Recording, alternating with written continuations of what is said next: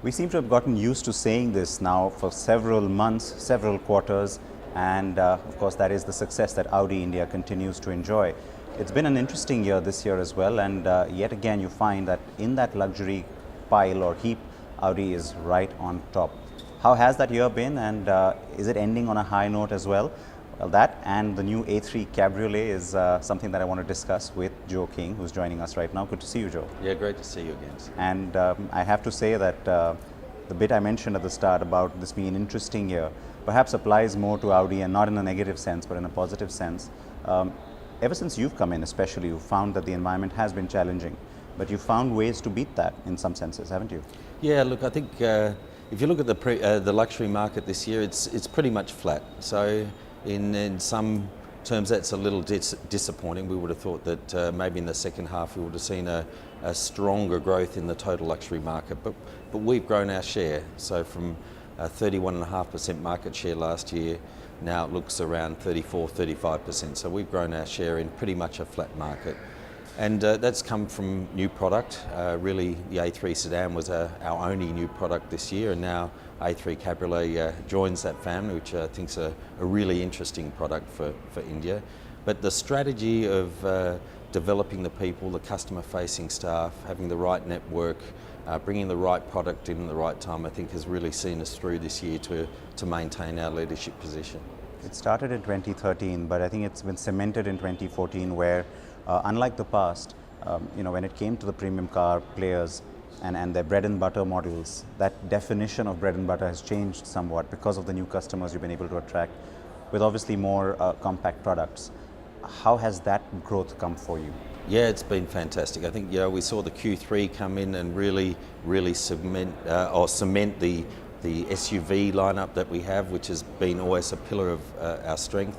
And obviously the A3 sedan has just opened up a whole new market for us, and one that we knew was there. And we were convinced the sedan was the right one to bring, and I think the results are proving that. I've always agreed with you on that. You know this. Yeah.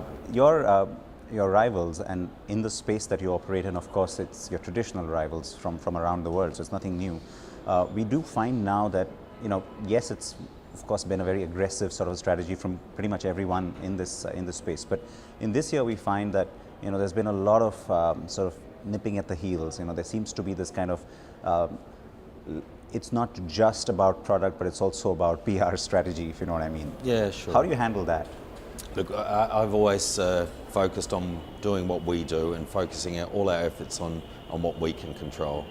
We were convinced that we had the right strategy right from day one, in top-down strategy, bringing in the products, Q7, and then coming down the SUV range, R8 even. We launched very early on the piece, so we own the sports car segment. And so we've created a wonderful, strong, aspirational brand. And for me, the number one's also about quality, and that's why we've invested so much in manpower this year.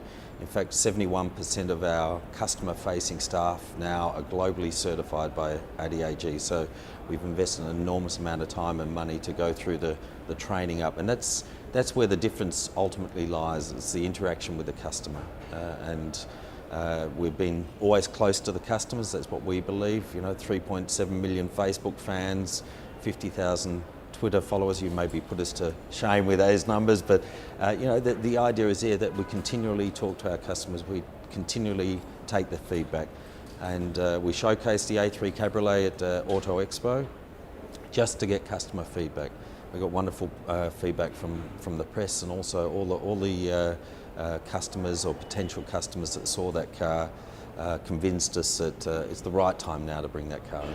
You have done your bit of communication as well, because we did see that announcement coming in about hitting a certain sales mark before the year is up.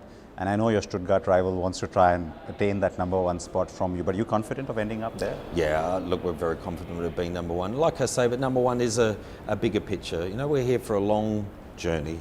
Our focus has shifted now also not just to trying only to get new customers. We have to make sure that we maintain the customers that we have.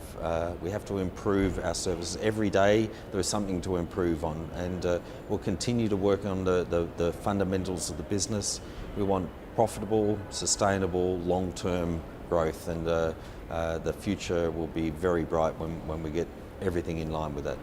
Now I understand that the portfolio is important, and now you've been able to achieve that kind of really wide spectrum of products. But going into 2015, what's going to be the key to hold on to that position, do you think? We've got 10 new models coming next year. So we've got some wonderful new product coming. Some of it's obviously product life cycle, but there's also some other areas that we still see opportunities in the Indian market to expand into other body styles and the like to broaden the future of Audi in India. How easy is it, do you think, to do that today compared to a few years ago? Because now it's not just about having flagship products or just doing a few imports and then selling them and getting a little bit of visibility around them. It's got to have a little bit more than that. So how do you tackle that? It's a balanced approach, I guess. I mean, we've got the core, which we produce locally, which is the bulk of our volume. But now we're starting to expand into other areas. Obviously A3 Cabriolet is the first real foray into a luxury cabriolet. Is it going to be a game changer for us from a volume point of view? Of course not. But it does provide additional customer choice. And I think we'll be surprised on just how well this car does. We brought in a manual transmission in the Q3. Again, it was a first to just see. And that car has done phenomenally well. We've got a wait list on that car. We're now more than doubling that volume next year because we see that's where the market is. And I think you have to have the core right, and you have to continue to innovate and look for where the customer is going in the future. And I think that's something that Audi does very well globally as well. But of that, of those opportunities that you have identified or you see as being potentially interesting, what's that one space where you think you really got to make sure you have something? I mean, which is like a no-brainer from a volume point of view or from a strategy point of view? Yeah, I think, look, from a volume point of view, we've got it quite well covered currently. When I talk about new body styles, I think we'll save the announcement for a little bit later, but I think there are certainly some opportunities that maybe have not been fully explored here in India. So. All right, that's fair, because that makes it a little more interesting to know that there are still these different directions you plan to go in. Coming back to the A3 itself, now at the time you launched, of course, everybody understood the reasons behind why you were doing this.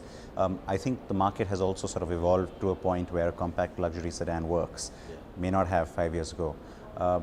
What has been the surprise for you after the launch, if there has been one? Look, I think well, we were always really confident about this. A compact luxury sedan really made sense. When I look at it, and I don't only take my own personal views in this, but I love to drive a car. The reality is I don't have my license here and I can't, and I spend a lot of time in the back of the car. That can be arranged. Yeah, I know.